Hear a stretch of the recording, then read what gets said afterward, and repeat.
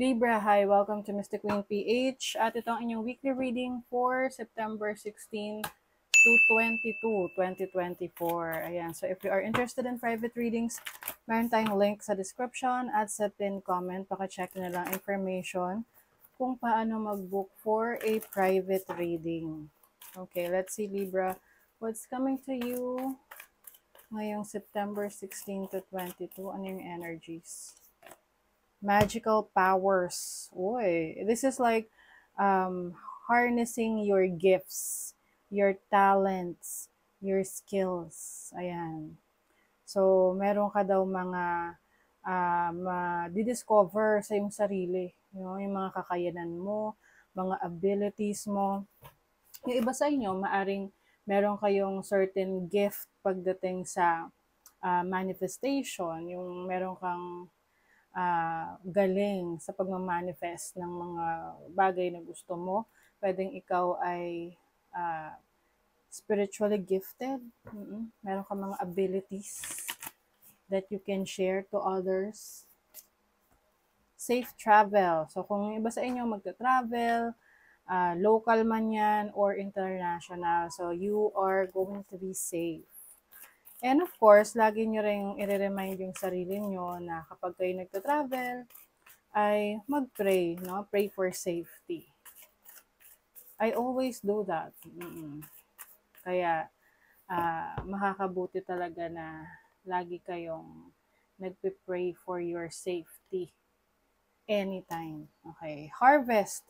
So, you're going to harvest yung inyong mga naitanim. So, yung iba, literal, kung kayo may itinanim, no, na mga crops or anything na agricultural, no, so you are going to harvest whatever you have. Sabi nga, you reap what you sow. And also, ito rin yung mga pinagpaguran mo, pinag-ineffortan mo, so you will see the results of your hard work. So, let's see what else for this week. Yung iba sa inyo, pwedeng mamimili kayo ng mga halaman, mga pang-gardening materials. Maaring meron kayong iaayusin sa inyong backyard or sa inyong garden. Your overall energy for this week is the Fool. Merong new beginnings. It's like you are stepping into a new experience. So, may bago kang simula. Stepping into a new experience. Pwedeng bagong trabaho, bagong career, bagong project. And I feel like, parang leader yung energy mo rito, no? So, as Libra, mga Libra's cardinal signs, they are known for being a good leader, no? Or meron kayong leadership skills. And some of you may also be taking a risk, no? Merong, kumbaga sisimulan mo na, gagawin mo na, maglalakas loob ka na simulan yung mga plano mo. Your challenge is the 8 of Wands.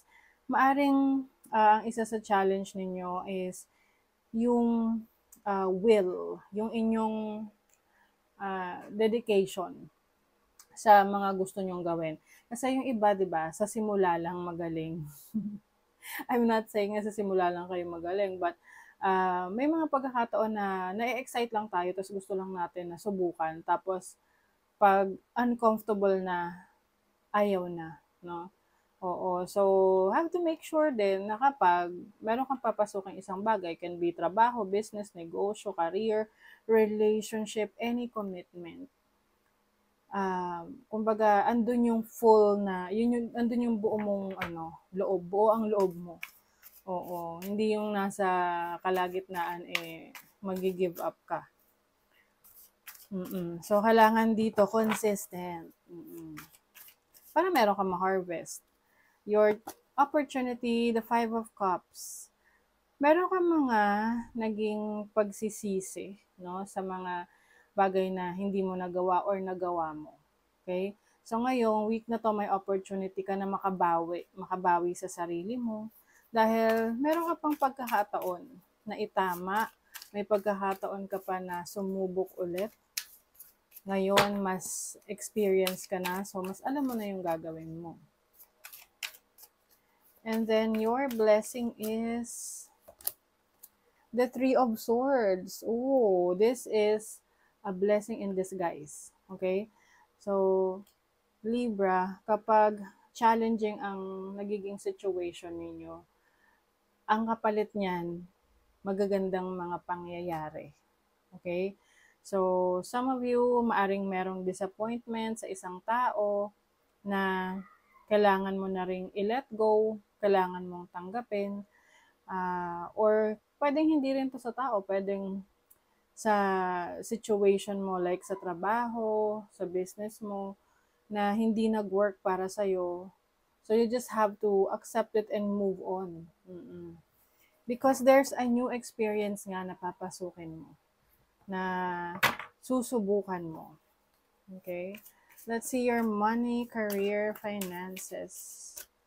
Money, career, finances. Champion of Swords. Oh, pagdating sa pera, marami kang alam.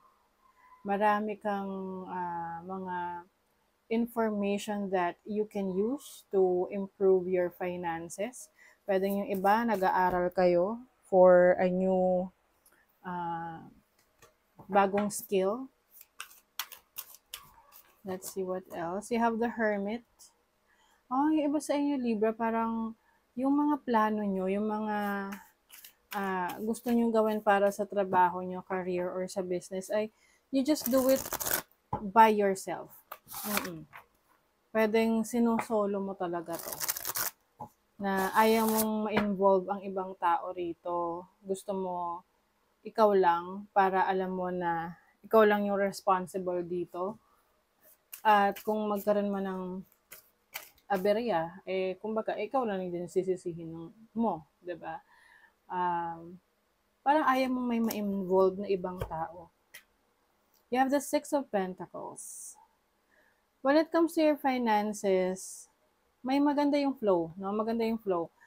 May papasok, may lalabas. Oo. So, hindi stagnant yung energy na to. So, I feel like you have learned a lot from your past mistakes pagdating sa pera. And ngayon, nababalance mo na yung cash flow mo. Namamanage mo na siya ng maayos. Pwede kasing dati, may ibang tao na nag-handle ng pera mo, or naniniwala ka sa payo ng iba pagdating sa pera mo, trabaho mo, sa business mo, pero hindi nagiging successful. So ngayon, ikaw na yung nagiging responsible for your own decisions. So sa love life, tingnan natin. The Ace of Swords. The Nine of Cups. O merong new beginnings for some of you. Champion of Cups. Wow. Yung iba sa inyo, Libra, meron ditong magpapakilig sa inyo ngayong week na to. Pwedeng yung person mo, kung meron ka ng karelasyon, or pwede namang crush, o kung single ka. It seems like, you may be dealing with a water sign. Cancer, Scorpio, or Pisces. Na, very expressive sa kanyang feelings towards you. May pagpapahalaga sa'yo.